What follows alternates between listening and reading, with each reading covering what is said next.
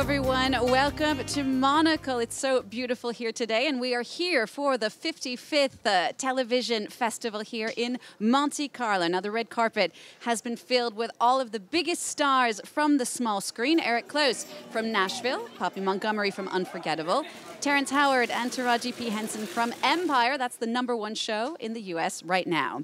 Now, Monaco's Princess Charlene was also on hand to award the festival's prestigious Crystal Nymph Award to Patricia Arquette. It has been an amazing year for the actress. She not only took home the award for her work in television for CSI Cyber and Medium. I'm Special Agent Avery Ryan. Let me introduce you to the team. Elijah Mundo, Daniel Crumitz, Raven Ramirez. I wish we had time to chat. We don't. Sit. Stay. A few months ago, of course, she won the Oscar for Best Supporting Actress for her work in Boyhood. Let's listen. I'd go to Lifetime Achievement Awards. I'd see people win Lifetime Achievement Awards. I'd never won a Lifetime Achievement Award like that. And so it was amazing. And also to be here in this beautiful country. And entertainment is entwined with your first family. It's really respected. It's part of the cultural heritage of this country. Grace Kelly, I mean, such one of our most beautiful, illuminating actresses, and she's a part of this nation and a part of this heritage. And so to be here, and this festival is the premier, television festival in the world. So it's a great honor. Patricia Arquette, who won an Oscar for her work there in Boyhood, also who won a Crystal Nymph here at the Monte Carlo Television Festival. Now, this festival also hosts a competition, and I have the chance to have here on the set with me the president of the TV series jury, Patrick Duffy, a man many of us know better as Bobby Ewing from Dallas. Patrick, hello. Oh, treat me with respect now. You know, I'm a president. Patrick, what do you think of people who always associate you with Bobby Ewing?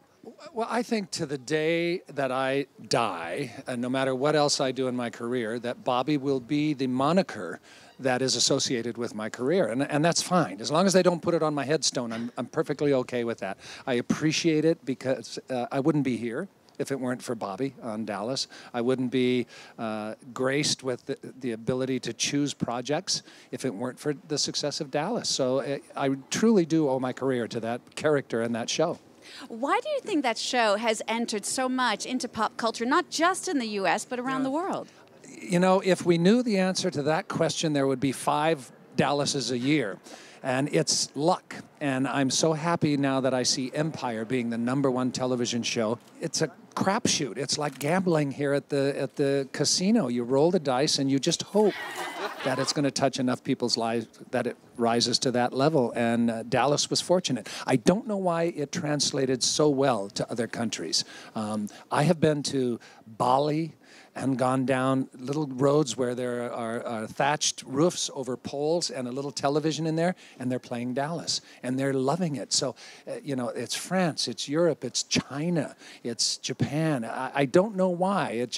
Somehow it connects. I have to think it's me.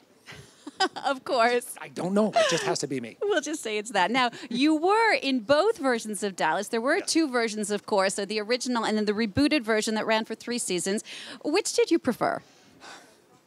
That's a tough question. I prefer them both, but for different reasons. So if you'll accept that explanation. The first one, because it did truly launch me internationally as a viable actor. The second one, because it allowed me to play that same character, which is very rare in television, or in film of anyway, to play the same character who has aged 35 years from the last time you've seen them. most people, when they play the same character, they're trying very hard to maintain the 35-year-old image. And when you're 66, it's just impossible to fool people. But it's easy to play that character at 66. That's what I loved about it. And Linda loved the same thing. And, of course, the JR character I don't think ever changed. And Larry loved being JR up until the very day that he died. You were very close to Larry Hagman. Yep. Do you have a favorite memory of him on the set or off? My favorite memory of Larry is absolutely every single morning I went to work. I mean, quite literally, my wife even made fun of me. She said, I've never seen anybody who wants to get to work early, as opposed to, oh, do I have to go? I would always get there 10, 15 minutes before I was supposed to. Larry and I would meet in his dressing room, no matter what time of the morning.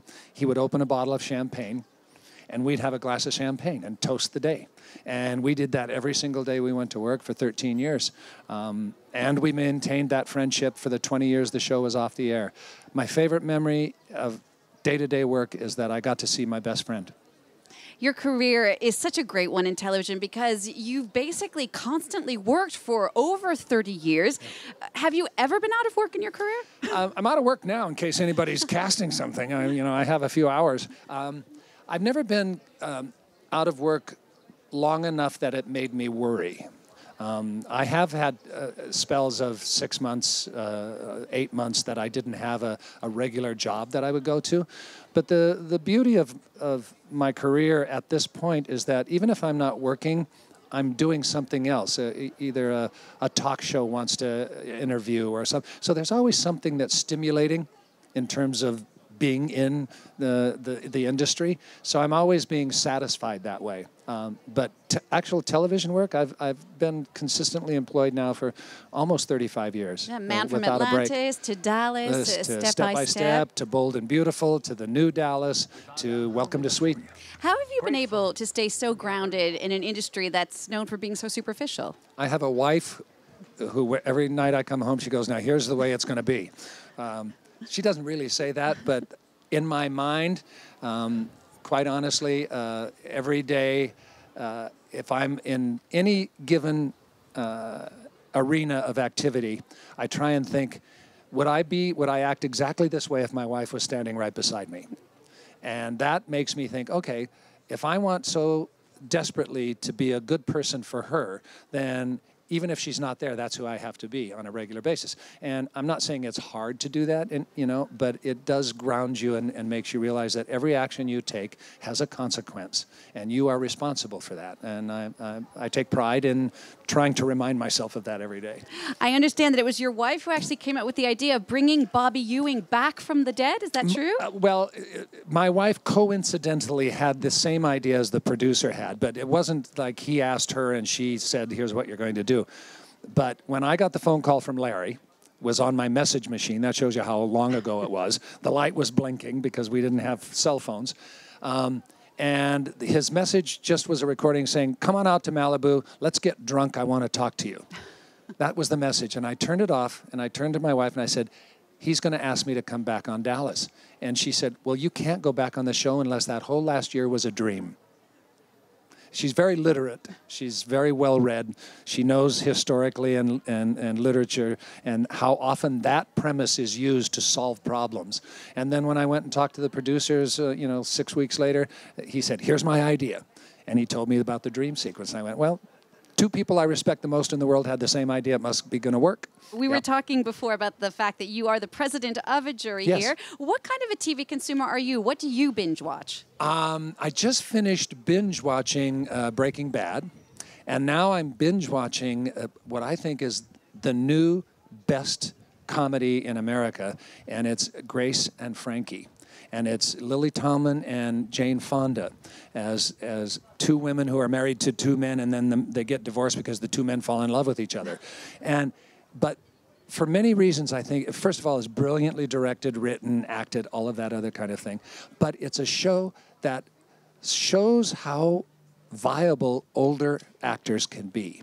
They're not playing it like old actors. They're playing it like they're 35 years old, and it's so wonderful to see the history come out of every word and every glance, and every reaction has a 50-year history of art behind it, and it's so well done. That's my number one show. It's not being judged here this year, but I'll bet you it'll be here soon. Something to watch out for. Yes, Patrick Duffy, a.k.a. Bobby Ewing from Dallas. A.k.a. President. A.k.a. President of the jury here at the 55th Monte Carlo Television Festival. Thank you so much. My pleasure. Thanks to you for watching France 24. Stay with us.